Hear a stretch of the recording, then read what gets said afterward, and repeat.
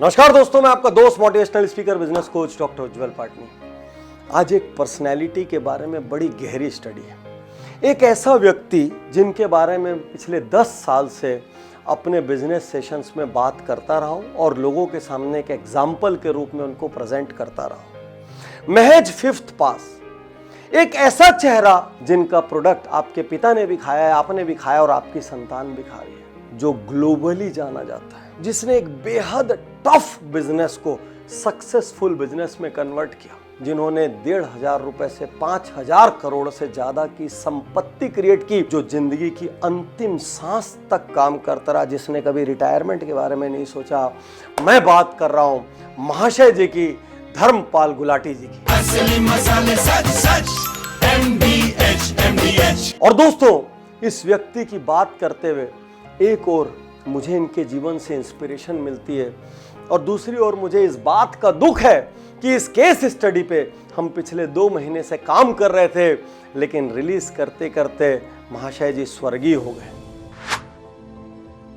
दोस्तों, जब हम MDH बोलते हैं तो MDH का लोगो शायद ध्यान में ना आए, लेकिन महाशय जी का चेहरा वो बिल्कुल ध्यान में आ जाता है। एक ऐसा व्यक्ति जो व्यक्ति नहीं रहा, ब्रांड बन गया। बल्कि मैं यूं कहूं कि हिंदुस्तान की कोई भी महिला जिसने बाजार जाके कभी भी FMCG प्रोडक्ट खरीदे हो, वो MDH को न जाने और MDH के साथ महाशय जी के चेहरे को आइडेंटिफाई ना करे, ये संभव नहीं है। और ये ब्रांडिंग इंडिया नहीं, ये ब्रांडिंग ग्लोबल लेवल पर चर्चा का विषय बनी। कभी आप KFC गए? KFC के बाहर हमेशा एक इमेज नजर आती है डेविड सैंडर्स की, जो उसके फाउंडर थे। जैसे KFC का फाउंडर, जैसे वर्जिन के रिचर्ड ब्रांसन, जैसे क्राइसलर के ली लेकोका, जिस कैटेगरी में ये बिलोंग करते हैं, हिंदुस्तान की एकमात्र शख्सियत है, एकमात्र चेहरा है जो अपने प्रोडक्ट के बराबर या प्रोडक्ट से ज्यादा जाना जाता है। तो एक बार MDH के एक सीनियर एम्प्लॉय मेरे प्रोग्राम में पार्टिसिपेट कर रहे थे, काफी साल पहले की बात है।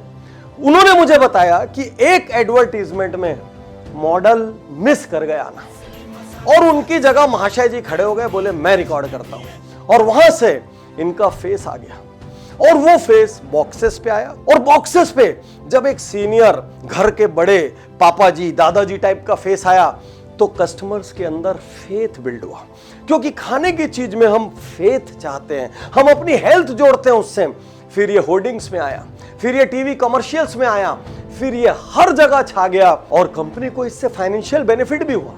कभी भी MDH को किसी बड़े स्टार या सेलिब्रिटी को अपने एड्स में लेने का खर्चा नहीं करना पड़ा। तो गुलाटी जी की लीडरशिप इस चीज से नजर आती है कि उन्होंने अपने चेहरे पर फेथ किया। बड़ी बड़ी ब्रांडिंग एजेंसीज आई होंगी जिन्होंने समझाया होगा, नहीं ऐसा कर लो, नहीं वैसा कर लो, लेकिन नहीं, उन्होंने अपने फेस को कंपनी का ब्रांड मैस्कॉट बनाकर रखा। इसको एक और उदाहरण से समझते हैं, क्योंकि ये इन डेप्थ स्टडी है।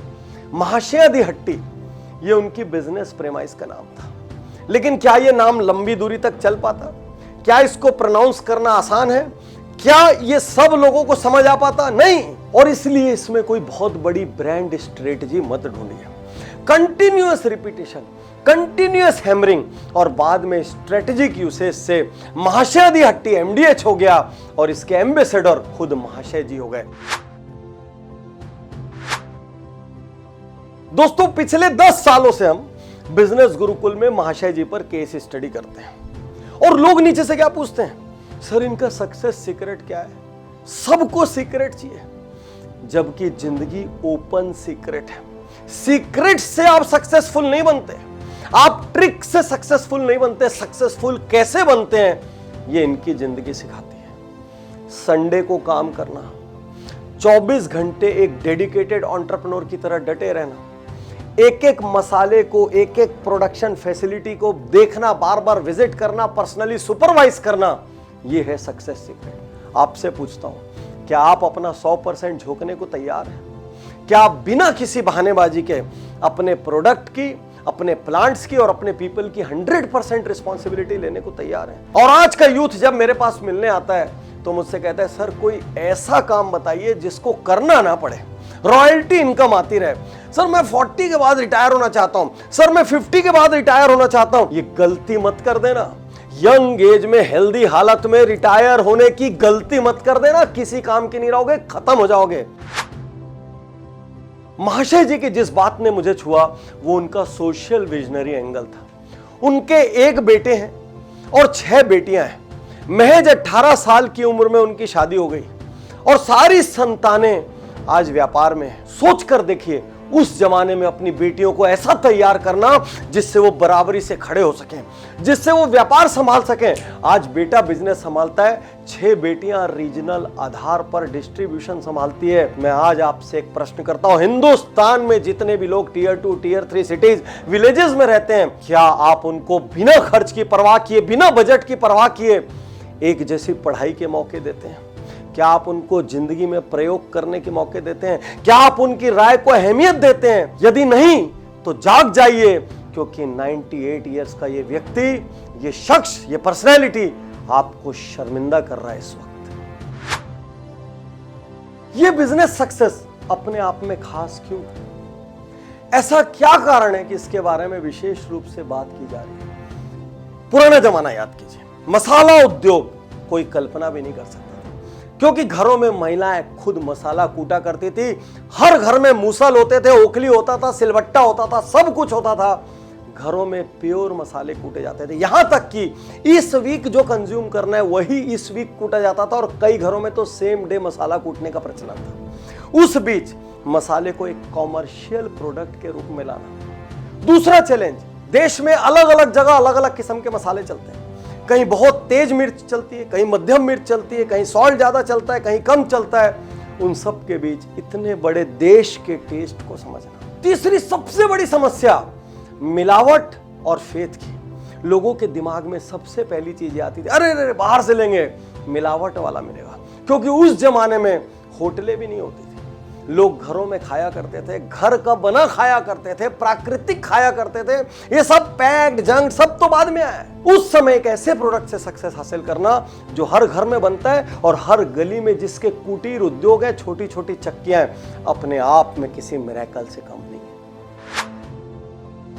मुझे आज भी अच्छे से याद है कि एक बिजनेस गुरुकुल में एमडीएच की चर्चा हो रही थी और एक पार्टिसिपेंट मुझसे कहता है, सर उस जमाने में ना सब बहुत आसान था, लोग बहुत सिंपल थे, इजीली काम हो जाता था। आज सर दुनिया बहुत बुरी हो गई है, बहुत कॉम्प्लिकेटेड है, बहुत टेढ़ा मेढ़ा करना पड़ता है। भ्रम में जी रहे हो। इंसान शुरू से हर प्रकार के थे। क्या महाशय जी को चैलेंज नहीं आए? उनके बचपन के एक दोस्त को उन्होंने कंपनी में जॉब दिया, बहुत बड़ी जिम्मेदारियां दी, उसने उनके साथ बहुत बड़ा धोखा कर दिया। उन्होंने हल्दी के प्रोक्योरमेंट के लिए किसी पार्टनर को रखा, उसने हल्दी में मिलावट कर दी। उनके पास अलग अलग कारणों से कभी दोस्त, कभी कलीग्स और कभी दीगर लोग आया करते थे जॉब मांगने के लिए, ताकि वो उनके फॉर्मूले का रहस्य जान सके और कॉपी करके एक नई कंपनी खड़ी कर सके। गड़बड़ नहीं हुई? बहुत गड़बड़ हुई। यहां तक कि जिस कंपनी को उन्होंने स्क्रैच से बिल्ड किया था, शुरुआत में पारिवारिक विवाद आ जाने की वजह से उनको छोड़ के दूसरा स्टार्ट करना पड़ा। कई बार गिरे, कई बार खड़े हुए।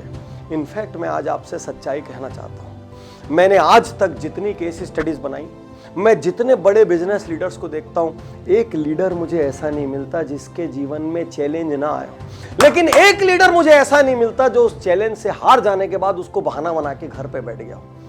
आपसे फिर सवाल कर रहा हूं, यदि तनाव मुक्त जिंदगी चाहिए तो जिंदगी छोड़ दो, संभव ही नहीं है। यदि सफलता के रास्ते पे आगे बढ़ोगे, तनाव आएंगे, कभी अपनों से आएंगे, कभी परायों से आएंगे, कभी प्रकृति से आएंगे, कभी सरकार से आएंगे, कहीं ना कहीं से तनाव आएंगे। और तनाव आएंगे, आप उनको हल करेंगे, हल करके आप बड़े होंगे। और इसीलिए सफलता के शिखर पर कम लोग होते हैं। यदि इतनी मलाई या केक वॉक होती तो हर आदमी सफल हो गया होता। और एक सच्चाई आज आपसे कहना चाहता हूं, दुनिया उतनी बुरी नहीं है जितनी हम समझते हैं। इसलिए दुनिया की इस बुराई का लोड, अपने कड़वे एक्सपीरियंसेस का लोड अपने सीने पे तान के मत घूमिए। फॉरगिविंग बनिए। यदि आप माफ करना शुरू नहीं करेंगे, कभी आप बड़े नहीं हो पाएंगे। याद रखिए, माफी मांगना और माफ करना दोनों ताकतवर लोगों का काम है, कमजोर लोग ये नहीं कर सकते। ऊपर के रास्ते में आगे बढ़ते हुए, सक्सेस के रास्ते में आगे बढ़ते हुए नेगेटिव एक्सपीरियंसेस को भूलते चले जाइए, नेगेटिव लोगों को माफ करते चले जाइए, क्योंकि नहीं तो वो चीजें आपको पीछे से खींचती रहेगी, आगे नहीं बढ़ने देगी।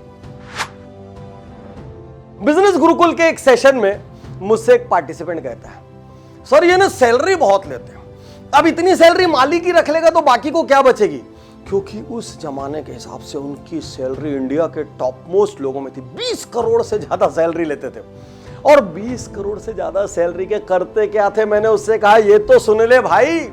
उस 20 करोड़ में से महाशय जी 90% से ज्यादा दान कर देते थे। एक लीडर दुनिया उसी वक्त संतुष्टि के साथ छोड़ पाएगा जब लोग उसको पॉजिटिव रूप में याद करेंगे। आज महाशय जी गए, हर आदमी उन पे केस स्टडी रिलीज कर रहा है, हर अखबार आर्टिकल लिख रहा है। क्यों लिख रहा है? उन्होंने देश को दिया है, उन्होंने अस्पताल खोले, उन्होंने स्कूल खोले, उन्होंने कॉलेज खोले, उनका बहुत बड़ा ट्रस्ट है, लंबी चौड़ी समाज सेवा का काम हो रहा है। जब वो जिंदा थे तब भी हो रहा था, और अब वो नहीं रहेंगे तो भी पीछे इतना बड़ा फंड क्रिएट करके गए कि वो काम होता रहेगा। आज आपसे कहना चाहता हूँ, एक लीडर के रूप में आप जो भी कमा रहे हैं वो किसी के काम का नहीं है यदि वो लोगों तक नहीं पहुंचता। महाशय जी 98 ईयर्स तक लोगों को देते रहे। सोचिए उन्होंने कितना दिया होगा। आज मैं आपसे कहना चाहता हूं, जिस दिन आप देने का निर्णय करेंगे ना, ऊपर वाला खुद बरकत करेगा। मैं स्थायी रूप से इस डायलॉग में यकीन करता हूं। दोस्तों, ये एक व्यक्ति नहीं, ये एक युग का अंत है जो हमारे लिए बहुत सारे लेसन्स छोड़ के गए। आज मैं आपसे कहना चाहता हूं, क्या आप इतना ही हार्डवर्क कर सकते हैं? क्या आप अपने सपनों के लिए घड़ी देखना बंद कर सकते हैं? क्या आप अपने प्रोडक्ट्स को हाई क्वालिटी बनाने के लिए दुनिया के कोने कोने तक ले जाने के लिए अपनी जान झोंक सकते हैं? क्या आप जीवन के अंतिम सांस तक काम कर सकते हैं? क्या आप जिन लोगों ने गलत किया है उनके साथ फॉरगिविंग हो सकते हैं? क्या आप अपने बेटे और बेटी को एक बराबर दर्जा दे सकते हैं? और क्या आप अपनी कमाई का एक बहुत बड़ा हिस्सा चैरिटी कर सकते हैं? यदि आप कर सकते हैं तो समझिए कि ये आपकी श्रद्धांजलि होगी महाशय जी जैसी एक पर्सनैलिटी।